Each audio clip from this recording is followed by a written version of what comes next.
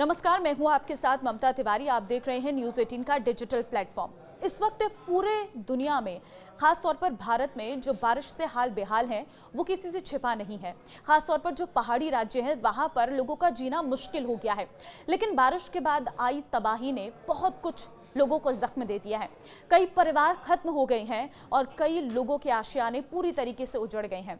खास तौर पर अगर हम बात करें तो हिमाचल प्रदेश में काफी ज्यादा भारी नुकसान हुआ है। बारिश से बेहाल हो चुका है हिमाचल प्रदेश। वहां की सड़कें टूट गई हैं, लोगों के घर टूट गए हैं। सैलाब ऐसा आया कि उसने कई परिवारों को तबाह कर दिया है। छोटे बच्चों से माता पिता का साया उठ गया है, माता पिता से बच्चे दूर हो गए हैं। ये मंजर इतना खौफनाक है कि जिसने भी इसे देखा है उसका दिल सहम गया है। लेकिन एक घटना जो हिमाचल प्रदेश में इस बारिश में हुई है उसने सभी के दिलों को झकझोर कर रख दिया है। एक 11 महीने की बच्ची जो है वो अपने परिवार से दूर हो गई है। उसका परिवार इस बारिश में खत्म हो गया है और वो अनाथ हो गई है। जी हां, बारिश से बेहाल हिमाचल प्रदेश में कई दिनों बाद भी हालात मुश्किल बने हुए हैं। प्रदेश के कई क्षेत्रों में सड़क, बिजली, पानी और यहां तक कि संचार सेवाएं पूरी तरीके से ठप पड़ी हैं। लेकिन आसमानी आफत है कि थमने का नाम ही नहीं ले रही और बाढ़ का खतरा मंडरा रहा है। मंडी समेत कई इलाकों में अभी भी बारिश जारी है। जिले के सराज क्षेत्र में आई हालिया आपदा ने तबाही, खौफ, दर्द के कई ऐसे निशान छोड़े हैं जिन्हें शब्दों में बांधना भी मुश्किल है। 30 जून की रात जब बादल मंडी की घाटियों में बरस रहे थे तब किसी को यह अंदाजा भी नहीं था कि एक मासूम की जिंदगी हमेशा के लिए बदलने वाली है। सराज के परवाड़ा गांव में बाढ़ का मलबा 11 महीने की मासूम की दुनिया बहा ले गया। इसी मलबे के बीच उम्मीद की एक नन्ही सी कली बची है। निकिता उसका नाम है। निकिता वो सिसकी है जो मलबे के नीचे दबे परिवार की आखिरी निशानी बनकर बची है। निकिता जिंदा है लेकिन उसकी आंखों में अब ताउम्र एक पूरी त्रासदी पलती रहेगी। 30 जून और 1 जुलाई को भारी बारिश हुई और इस बीच सराज विधानसभा क्षेत्र के परवाड़ा गांव में एक ही परिवार के 3 लोग तो पानी के बहाव में बह गए और 11 महीने की मासूम निकिता अनाथ हो गई। परवाड़ा गांव के रमेश का घर नाले के साथ मौजूद है और 30 जून की रात को भारी बारिश के साथ लगते नाले का जलस्तर जो है वो बढ़ने लगा।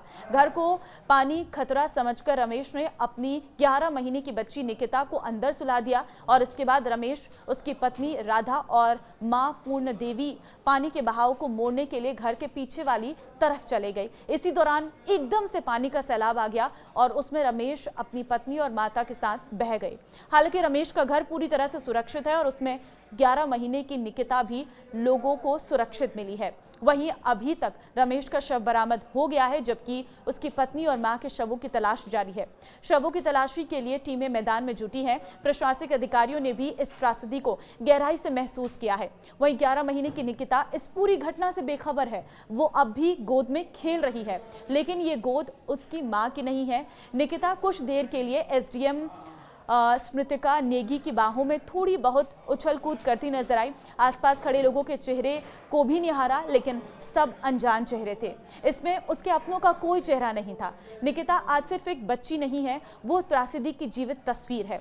वहीं सीएम सुक्खू ने बीते कल मीडिया से बातचीत करते हुए बताया था कि हिमाचल में अभी तक बारिश से 700 करोड़ का नुकसान हुआ है। गृह मंत्री अमित शाह से बात हुई है, उन्होंने हर संभव मदद का आश्वासन दिया है। पिछले 14 से 15 दिनों में 14 जगहों पर बादल फटने की घटनाएं सामने आई है और इसे लेकर केंद्रीय गृह मंत्री अमित शाह से फोन पर बात भी की है। हम इसका अध्ययन कर रहे हैं, बादल फटने की घटनाएं इतनी अधिक क्यों हो रही हैं। वहीं सीएम सुक्खू ने कहा है कि इस आपदा में अब तक 69 लोगों की जान जा चुकी है, 110 लोग घायल हुए हैं, 300 सड़कें, 790 जल आपूर्ति परियोजनाओं का नुकसान हुआ। इसके साथ ही बिजली के 332 ट्रांसफार्मर्स को बड़ी क्षति पहुंची है और खास तौर पर परिवार इसमें खत्म हो गए हैं। इसलिए आपसे यही अपील है, इस वक्त पहाड़ों की यात्रा करने से बचें और ख़ास तौर पर आप अगर ऐसे इलाकों में हैं जहां पर बहुत तेज़ बारिश हो रही है, नदी नाले आपके पास हैं, तो उस इलाके से दूर चले जाइए। ये आपके लिए और आपके परिवार के लिए एक बहुत बड़ा खतरा है। नमस्कार।